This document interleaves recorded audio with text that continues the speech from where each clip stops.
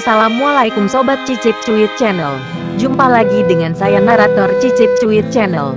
Apa kabarnya Sobat Cicip Cuit? Semoga hari ini Anda semua ada dalam lindungan Allah Subhanahu wa Ta'ala. Sobat Cicip Cuit, kali ini kita akan menjelajahi kondisi Indonesia di masa lalu.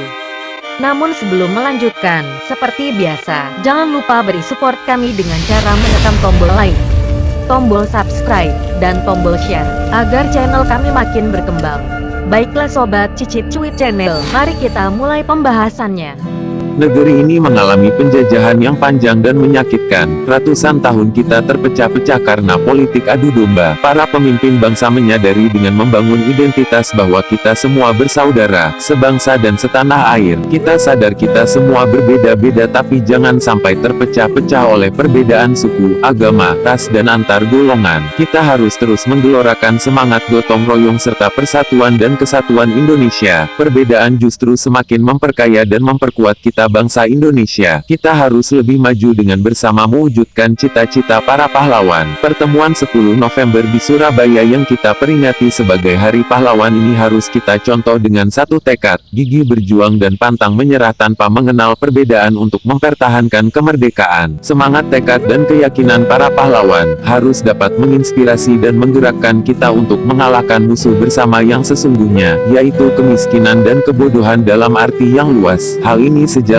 dengan tema Hari Pahlawan 2021, Pahlawanku, Inspirasiku. Melalui peringatan Hari Pahlawan tahun 2021, marilah kita bersama-sama dengan penuh keikhlasan dan rasa tanggung jawab, serta penghormatan atas jasa para pahlawan, memberikan kontribusi bagi bangsa dan negara, sesuai kemampuan dan profesi masing-masing. Semoga kita menjadi pemenang dalam era kehidupan normal baru. Kita satukan tekad dan langkah untuk membangun Indonesia yang lebih baik.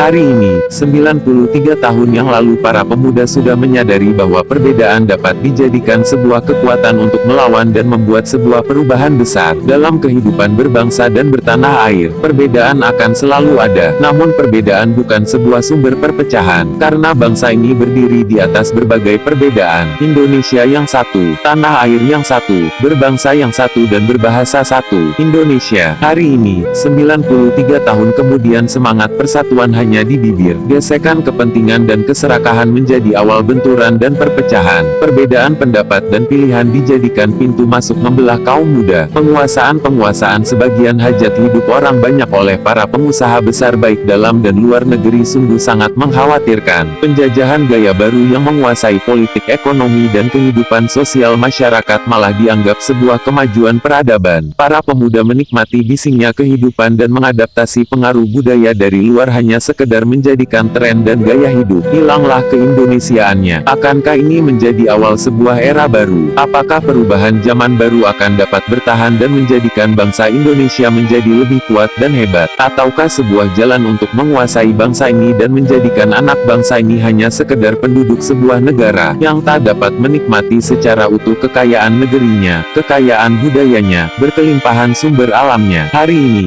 genap 93 tahun Sumpah Pemuda diikrarkan. Namun bangsa ini terasa semakin jauh dari semangat persatuan yang ada hanya pertikaian karena perbedaan pandangan dan pilihan. Saatnya, kita sejenak merenungkan, mengapa kita harus segera berbenah diri dan kembali bersatu dalam segala perbedaan yang ada.